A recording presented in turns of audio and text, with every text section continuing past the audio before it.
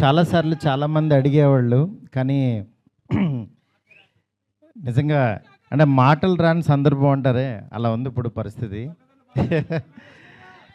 First of all మనకి గెస్ట్లు వచ్చారు national media. Thank you so much sir for being here.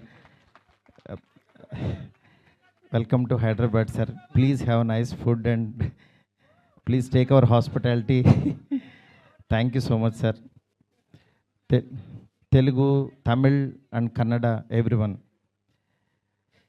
Telugu media గురించి చెప్పక్కర్లేదు. నా ఫస్ట్ బిగినింగ్ జర్నీ నుంచి నాతో పాటు నా ఫ్యామిలీ మెంబర్స్ లాగా నన్ను మందలిస్తూ, నా చేత మంచి సినిమాలు తీయిస్తూ, నన్ను నడిపిస్తూ ముందుకు తీసుకెళ్తున్నారు నా తెలుగు మీడియా మిత్రులందరూ.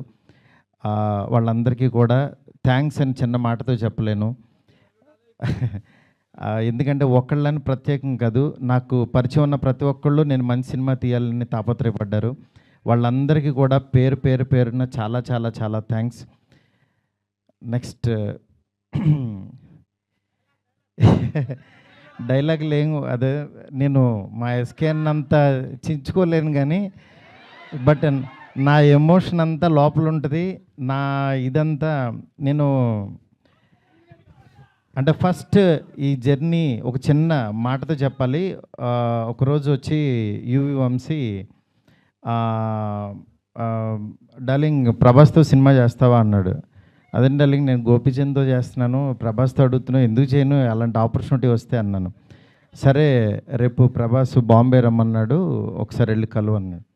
అనేసరికి ఆయనకి ఫోన్ చేస్తే టక్మని వెంటనే వెళ్ళాను. వెళ్ళిన తర్వాత చాలా బాగా ఆయనతో అంటే అసలు ఆయన చూడటం అనేదే ఒక గాడ్ని కలిసినంత ఒక ఆనందంగా ఉంటుంది. అంటే అలాంటి నిజంగా ఆయన కలవడం అంటే ఒక ఆ ఎగ్జైట్మెంట్ ఇది వెళ్ళిన తర్వాత నేను మాట్లాడే విధానం, ఇంకా ఆయన మనం ట్రావెల్ అవ్వాలనేది, అంటే ఆయన ప్రేమ కథ చిత్రానికి భలే భలే మగాడు వైకి ఆయన చాలా పిచ్చ ఇదనమాట. నాకు అలాంటి సినిమా ఒకటి చేయాలందండి సరదాగా అన్నారు ఆయన. అని అంటే అయ్యో తప్పకుండానండి అని చెప్తే అండి అనొద్దు డార్లింగ్ అని పిలువ అన్నాడు ఆయన. అంటే ఆయన మనిషిని నచ్చితే ఎంత ఓన్ చేసుకుంటారో చెప్తున్నా. దాని తర్వాత పక్క కమర్షియల్ పెద్ద ఆడలేదు, బట్ అయినా సరే ప్రొడ్యూసరు కమిటీ అయిన ప్రొడ్యూసర్ వెనక్కి వెళ్ళిపోయారు నాకు ఈ కాంబినేషన్ వద్దని. బట్ ఆయన నిలబడ్డాడు, ఆయన ఒక్కడు ప్రపంచానికి. నేనన్నాను నేను కూడా యాక్చువల్గా వద్దులే ఇలాంటి పరిస్థితుల్లో ఎందుకు అని ఒక మెసేజ్ పెట్టేద్దాం ఆయనకి, డార్లింగ్ మనం తర్వాత చేద్దాము పోనని నేను మెసేజ్ పెట్టేద్దామని ఫోన్ తీసి వంశీకి చెప్పా, డార్లింగ్ ఎందుకు ప్రభాస్ గారు ఆయన దీనిలో ఉన్నారు, నాకున్నప్పుడు దీనికి కరెక్ట్ కాదు, ఇలాంటి టైంలో నేను కూడా చేయలేను, నేను ఏదో తేజుతోనే ఇట్లా వెళ్ళిపోతాను అన్నా. అని అంటే సరే నువ్వు ఆలోచించుకో అన్నారు. ఆ రోజు ఈవినింగ్ మళ్ళీ ఆయనే ప్రభాస్ గారు ఫోన్ చేశారు. ఫోన్ చేసి డార్లింగ్ నువ్వు చెప్పింది అది బాగుంది, ఇది చాలా బాగుంది, ఇది అదిరిపోయింది అన్నారు. ఈయన ఇంత నమ్ముతున్నాడు ఏంటి అసలు నన్ను అని ఇంత నమ్మినప్పుడు ఇంత నమ్ముతున్నాడు అనుకుని నేను 2 days ఆలోచించి అరే మనం పని చేయలేము అని వెనక్కి అడిగేస్తే ఇక చచ్చిపోయినట్టే. మనం హైదరాబాద్ వచ్చింది వెనక్కి తిరిగి వెళ్ళడానికి కాదు కదా, అందుకని సరే తేల్చుకుందాం, ఇది ఎందుకు తీయలేమో చూద్దాం అని చెప్పి ఆ రోజు కాల్ తీసుకుని ఆయనకి చెప్పడం మొదలుపెట్టాను. దాని తర్వాత అలా ఈ రాజ్యసభ ఇలా అయింది. ఈలోపు యాక్చువల్గా పాపం ఫ్యాన్స్ మీ అందరికీ చాలా ఎక్స్పెక్టేషన్ ఉంటుంది. దానివల్ల ఈ కాంబినేషన్ కరెక్ట్ కాదేమో, ఎలా ఉంటుందో, అసలు ఈ కామెడీ ఎలా చేస్తాడు, ప్రభాస్కి ఒక ఇమేజ్ ఉంది, ఇలాంటివన్నీ చాలా డౌట్లు ఉండే అందరికీ మీకే కాదు అసలు మా ఇంట్లోనే డౌట్లు ఉంటాయి, ఏం నిజంగా నువ్వు ప్రభాస్తో తీస్తావా అని. కానీ నేను నా పెన్ను నా టేబుల్ కూర్చుని నేను ఒంటరిగా కూర్చుని అలా దాని వైపు చూస్తూ ఎందుకు రాయలేం, ఇలాగే కూర్చొని రాసిన వాళ్ళు చాలా అద్భుతాలు చేశారు, ఎందుకు అవ్వదు అని కూర్చొని రాయటం మొదలుపెట్టాను. అదే ఇవాళ రాజ్యసభ అయింది. నేను అంటే ఈరోజు చాలా ఎమోషనల్ డే, ఎందుకంటే అందరూ పాపం ప్రభాస్ గారిని మారుతితో అవసరం ఈ టైంలో అది ఇది నేను చాలా అడుగుతూ ఉండేవాళ్ళు. కానీ ఆయన మీరెవ్వరూ చూడండి, నేను తనలో ఒకటి చూశాను, మీరు వదిలేసేయండి అనేవాడు. అంటే ఆయన ఆయన ఇవాళ ఇవాళ ఇది టీజర్ లాంచ్ అవుతుంటే రాత్రి 2 o'clock ఫోన్ చేసి ఒక హాఫ్ అన్ అవర్ మాట్లాడాడు. ఆయన ఫోన్ చేసి డార్లింగ్ ఇది డార్లింగ్ అను చూసా డార్లింగ్ ఇలా అని ఏంటి మీ మీమ్స్ అన్నీ ప్రతి ఒక్కటి షేర్ చేశాను ఆయనకి. మీరు ఒకసారి ఆయన క్యాప్ పెట్టుకుని వెళ్తే రెబల్ గాడ్ పొద్దున్నే లెక్కగానే రెబల్ గాడ్ని చూపించావు చాలా థ్యాంక్స్ అని ఎవరో పెడితే ఆ లుక్ ఆయనకి షేర్ చేసి చూపించాను. ఎందుకంటే మీ ప్రతి ఒక్కటి నాకు ఎస్కేని వస్తుంది, ఎస్కేన్ దగ్గర నుంచి నాకు వస్తుంది, నేను ఆయనకి చూపిస్తా. ఇది ఒక ప్రాసెస్ అనమాట మాది.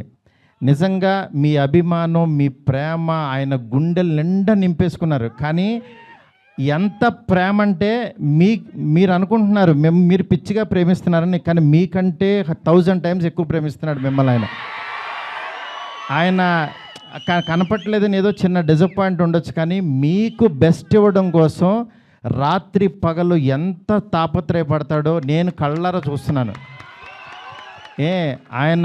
ఆయన ఏది లెక్క చేయరు అసలు. అంటే ఆయన హెల్త్ అని కానీ ఇది కానీ రాత్రి 2 3 వాయిస్ మెసేజ్లు, డార్లింగ్ ఇది ఓకేనా, ఇది బాగుందా, ఏంటి ఇంత పిచ్చేంటి అనుకుంటాను నేను. మంచి సినిమా ఇవ్వాలి. నా అభిమానులు మామూలు అభిమానులు కాదు డార్లింగ్, వాళ్ళు ప్రాణం పెట్టేస్తారు డార్లింగ్ అంటాడు ఆయన. అలాంటి అభిమానుల కోసం యాక్చువల్గా మేమిద్దరం కలిసి ఒకటే అనుకున్నాం, డార్లింగ్ వింటేజ్ డార్లింగ్ చూపిద్దాం ఒకసారి.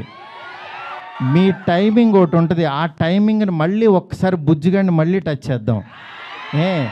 మళ్ళీ ఒకసారి పాన్ ఇండియా బుజ్జిగాడు ఎలా ఉంటాడో రాద్దాం, అలాంటి తీసుకెళ్దాం, ఈ జోనర్ ఎంచుకుందాం అని చెప్పి అలా చాలా అంటే హీరోయిన్స్ లేక డ్రైగా ఉన్న ఆయన లైఫ్కి యాక్చువల్గా ఒకళ్ళు కాదు ఇద్దరు కాదు 3 పెడదాం. ఆయన యాక్చువల్గా సరదాగా డార్లింగ్ ఒక 2 పెట్టగలవా అన్నారు. అంటే ఆయన సలార్లో యాక్చువల్గా ఎవరు లేరు, ఉన్న అమ్మాయి కూడా ఎప్పుడో వస్తుంది, నెక్స్ట్ కలికి కూడా సరదాగా ఎప్పుడో ఒకళ్ళు వచ్చినా వెళ్ళిపోద్ది అదొక వాళ్ళు, నా లైఫ్ అంతా ఆది పురుషు చూస్తేనే సీతాదేవి ఆవిడెక్కడో ఉంటుంది, ఆవిడెక్కడో ఉంది, కానీ నా దగ్గర నా ఇంట్లో ఎవరు లేరు డార్లింగ్, ఒక 2 పెట్టగలవా అన్నారు. ఆయన అన్న మాటకి నేను పైనుంచి కింద చూసే డార్లింగ్ మీ రేంజ్కి 2 3 పెడతానన్నా. అలా యాక్చువల్గా 3 తీసుకెళ్ళి ఒక హర్రర్ కొంపలో పెట్టి రొమాంటిక్ ఫ్యాంటసీ నేను చెప్తున్నాను, నేను ప్రామిస్ చేస్తున్నా ఈరోజు ఇది జస్ట్ టీజర్. ఈ వరల్డ్ ఎలా ఉంటుందో మీకు జస్ట్ చూపించామంతే. ఇది trailer cinema you can't imagine, I'm telling. ఎందుకంటే నేను యాక్చువల్గా యాజ్ ఏ ఆర్టిస్ట్గా ఇందాకడ ఒక థియేటర్కి కట్అవుట్ పెట్టారు, అదే థియేటర్ దగ్గర చిరంజీవి గారి యాక్చువల్గా బ్యానర్స్ కట్టేవాడు నేను పెయింటింగ్స్ రాసి. అంటే నేను ఆర్ట్ బ్యాక్గ్రౌండ్ నుంచి వచ్చా, రోడ్డు మీద బొమ్మలు వేసుకున్న దగ్గర నుంచి వచ్చా. నా ఆర్ట్ని 2D యానిమేషన్ చేశా, 3D యానిమేషన్కి వెళ్ళా, అలా చివరికి యాక్చువల్గా ఒక హాలీవుడ్ కంపెనీతో వర్క్ చేసే స్థాయికి వచ్చాను ఈ సినిమాతో. నేను అందుకని చెప్తాను, యాక్చువల్గా మీరెవరు దయచేసి టైం వేస్ట్ చేసుకోవద్దు, ఎవరు హార్డ్ వర్క్ చేయండి, డెఫినెట్గా వన్ డే మీది అవుతుంది. ఈరోజు నాది, తర్వాత రోజు మీది. అంతేగాని నేనేదో సాధించేసానని కాదు, నేను ఒక ఎగ్జాంపుల్ అని చెప్తున్నాను మీకు అంతే. నిజంగా ఫ్యాన్స్ అందరూ, నేను ఎప్పుడు కూడా నా గురించి రివ్యూస్ చదువుకోవడం కానీ పేరు నా ఫేస్ని కట్ చేసి యాక్చువల్గా వీడియోస్లో పెట్టి నాలో లేని హీరోయిజాన్ని మీరు చూపిస్తున్నారు. నిజంగా దానికి మీకు ఏమిచ్చినా నేను చెప్పలేను. ఎందుకంటే నా ఫ్రెండ్స్, నా ఫ్యామిలీ అందరూ కూడా, మా వైఫ్ అందరూ, మా పిల్లలు మీమ్స్ చూసి వాళ్ళ ఆనందం నేను మాటల్లో చెప్పలేను. రోజు మీరు ఇస్తున్న ఎనర్జీ, ఈ ఎనర్జీతో ఈ సినిమా ఇంకా బాగా తీస్తాను. ఇంకొంచెం బ్యాలెన్స్ ఉంది, బాగా తీస్తానంటే ఇంకా చాలా తీయలేమని కంగారు పడద్దు. ఆయన వర్క్ ఉంది. నెక్స్ట్